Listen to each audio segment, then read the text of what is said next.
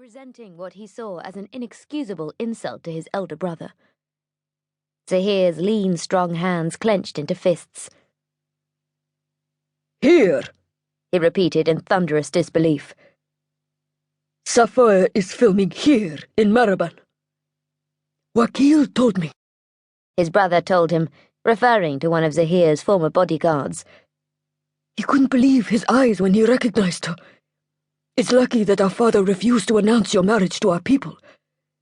I never thought we'd live to be grateful for that.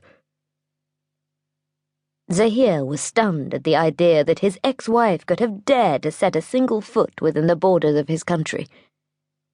Rage and bitterness flamed through his taut, powerful frame, and he sprang restively upright again. He had tried not to be bitter. He had tried even harder to forget his failed marriage. Only that was a little hard to do when your ex became an internationally famous supermodel, featuring in countless magazines and newspapers, and even once in a giant advertising hoarding over Times Square. In truth, a mere 5 years ago, he had been a sitting duck of a target for a cunning schemer of Sapphire Marshall's ilk, and that lowering awareness had left an indelible stain on his masculine ego. At 25 years of age, he had, thanks to his father's oppression, still been a virgin, ignorant of the West and Western women. But although he hadn't had a clue, he had at least tried to make his marriage work. His bride, on the other hand, had refused to make the smallest effort to sort out their problems. He had fought hard to keep a wife who didn't want to be his wife, indeed, who couldn't even bear for him to touch her. More fool him, he reflected with hard cynicism, for he was no longer an innocent when it came to women.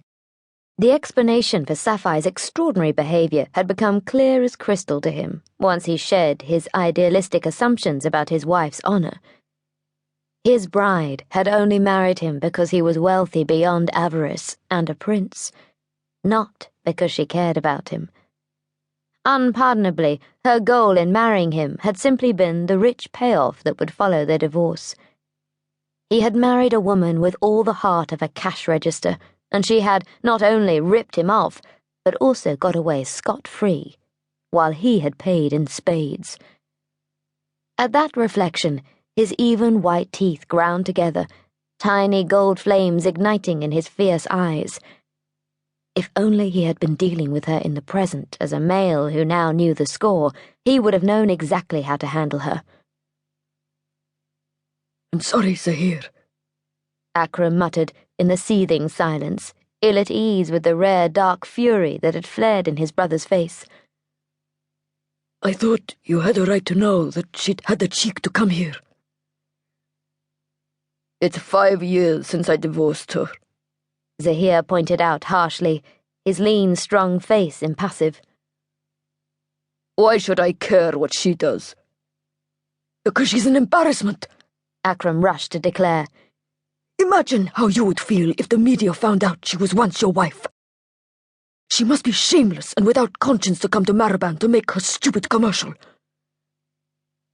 "That is all very emotive stuff, Akram," Zahir countered, reluctantly touched by his brother's concern on his behalf. "I'm grateful you told me. But what do you expect me to do?"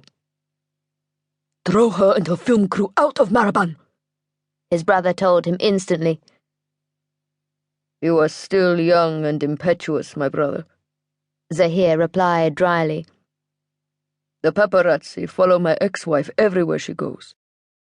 Try to picture the likely consequences of deporting a world-famous celebrity. Why would I want to create headlines to alert the world's media to a past that is more wisely left buried?" When Akram had finally departed, still incredulous that his brother had failed to express a desire for retribution, Zahir made several phone calls that would have astonished the younger man. It was a supreme irony, but Zahir's coolly astute brain was perpetually at all-out war with the volatile passion of his temperament. While it made no logical sense whatsoever, he wanted the chance to see Sapphire in the flesh again. Did that desire imply that he still had some lingering need for closure where she was concerned? Or was it simple and natural curiosity, because he was currently facing the prospect of having to take another